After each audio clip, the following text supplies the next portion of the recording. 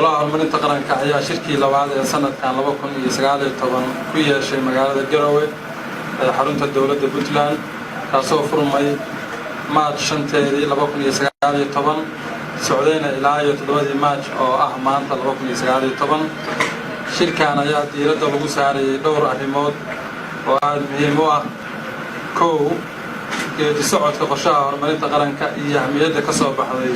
wareegii koowaad ee wada tashiga golaha horumarinta qaranka sagaalaad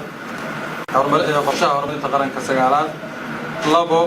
hannaanka iyo qaab dhismeedka naqshadda deeqaha waxa loo yaqaano architecture saddex mashruuca ILED oo dalka oo dhan ka dhaqangeli doona dhawaan insha Allah afar waajibaadka iyo qaab dhismeedka xafiiska la socodka mashaariicda iyo midowga Yurub dalka ka socda shan go'aanadii xukuumadda ku aadanaa inay hay'adaha caalamiga ah iyo kuwa aan dawliga ahayn ay dalka u soo guuraan lix xaaladda abaaraha iyo roob yarida dalka ka jirta shirkan oo socday 2 maalmood iyo bar ayaa waxay goluhu bogaadiyeen habsami u socodka qorista qorshaha horumarinta qaranka sagaalaad isla markaasna isla qaatay saddexdii ahmiyadood ee heer qaran ee ka soo baxay wareegii koowaad ee wada tashiga kuwaasoo kale ah xoojinta siyaasad loo dhan yahay labo horumarinta dhaqaalaha saddex amniga iyo saraynta sharciga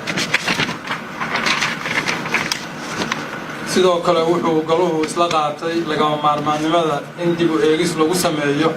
hannaanka lagu maamulo deeqaha dalka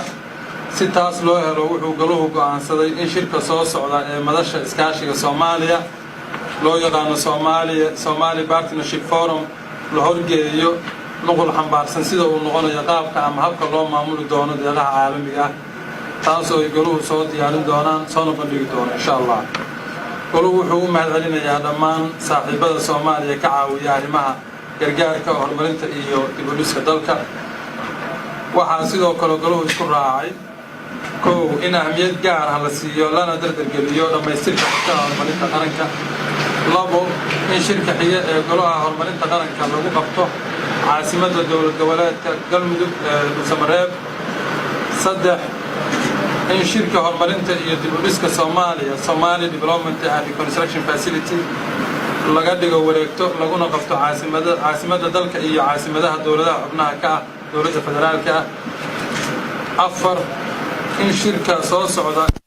Somali Development and Reconstruction Facility lagu qabto caasimadda dowladda Puntland ee Garowe shan in la sii wado dadaalada lagu xaqiijinayo soo raridda hay'adaha aan dawliga ahayn